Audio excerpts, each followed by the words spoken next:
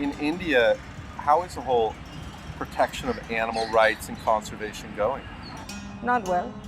We have very few laws. We have a completely inept ministry that looks after them with nobody there. In fact, if you go and catch something, they actively discourage you. So you get no government support. So whatever is done by non-government organizations on their own. At the moment, India is one of the biggest markets where anybody can come and poach anything.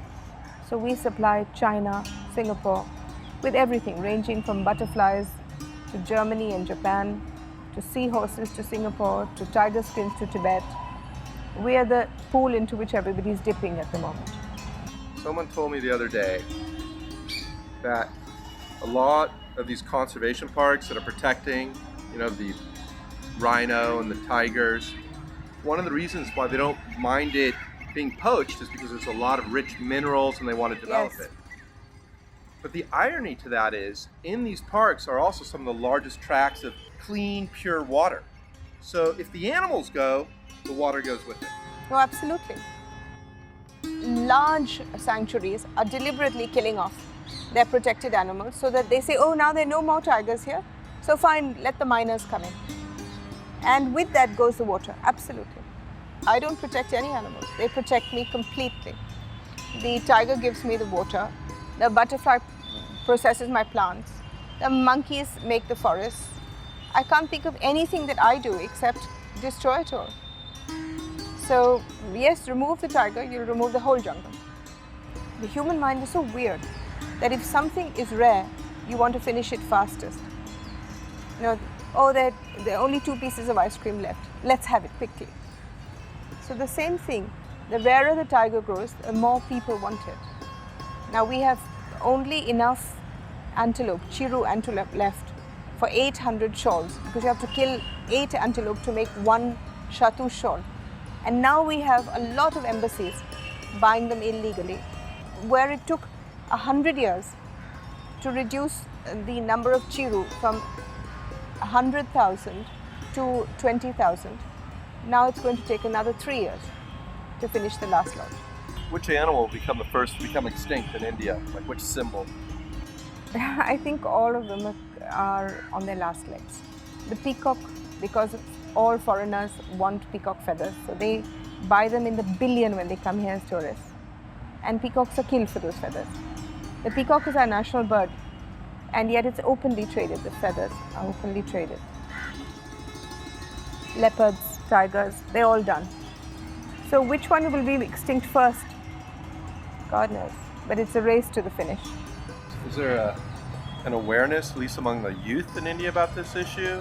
Are they becoming more active? We think that the new generation will be better than us, but they're not. They're just repeats of us. And as the world grows with more and more people, in fact, I would say that the quality of life keeps going down, and the quality of mind also is diverted to different things.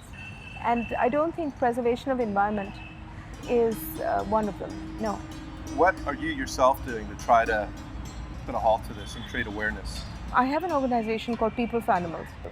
We work in different ways. One is we catch poachers, we catch illegal butcher shops, which are really a huge big mafia, because they kill all the cows and the calves, which are again illegal, protected by the Constitution. We try and spread awareness.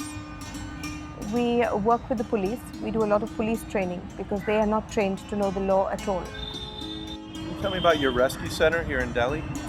When my husband was alive, we suddenly got a letter out of the blue from a woman in Australia called Ruth Cowell, who had a dream that she was married to Pandit Jawaharlal Nehru, who was my husband's grandfather. And she felt that she should leave all her property to somebody in the family. And it turned out she'd left us a house and some land. So when my husband died, I was 23. So this was the money that I had. And so I built this hospital called the Maneka Gandhi Animal Care Center, and under the Ruth Cowell Trust. And it became the first hospital in India, and it's still our flagship. But it now looks after the whole city and the suburbs. We have 7 ambulances. They go out 24 hours. about 100, 150 people call every day and say, oh, there's a cow that's had an accident, or there's a monkey who's here and he's hurt his hand, or there's a horse who's fallen down, or there, things like that. So they go and do rescues the whole day. Plus we have, of course, people who bring in animals. So we have 800 animals at any given time, 800 to 1,000. We have 22 hospitals now. 22 is not good enough. We have 600 districts in this country. And I feel sad that in 20 years I could only achieve 22. I wish I'd had 600. But this is done with money we raise ourselves. And in India, getting money for animals is not so easy. I've been a member of parliament 5 times. Wherever I go, no matter what the house is, the garden has to be a jungle. So we just turned it into a jungle. This is the tree. It's a very beautiful tree. Come, we'll go around this side. Just feel it. It's so beautiful. You can actually... What does this tree symbolize again? It's religion. It's the base of all our religion. Ficus religiosa. But in Hindi, its name is people. And the tree is always a goddess. Yeah, but this is the sacred one. What's the best way to describe India as a whole? It's a country which has its roots in magic. Unfortunately, it's in the process of trying to lose the magic to become as pedestrian as the rest. It's very deeply rooted in magic. Things are and they aren't. And yet we're giving it all up for our second cars and our holiday homes and our cruises in the Mediterranean or going, We have the largest number of people who do actual magic, produce things, predict the future. There's what is known as a deep magic in the land. And once that deep magic goes, it goes. America had it, lost it all.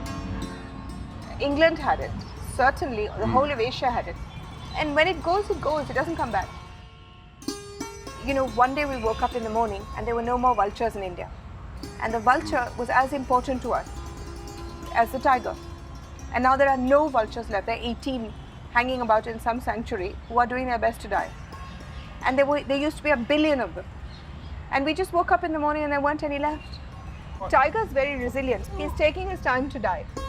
They just make up their minds. They just don't want to be part. All of them are magic in any case. Let's see how long it takes to go. There's a very special connection that I think we all share between nature, animals, and ourselves. And often we overlook animals, and it breaks my heart. Have you always been an animal lover?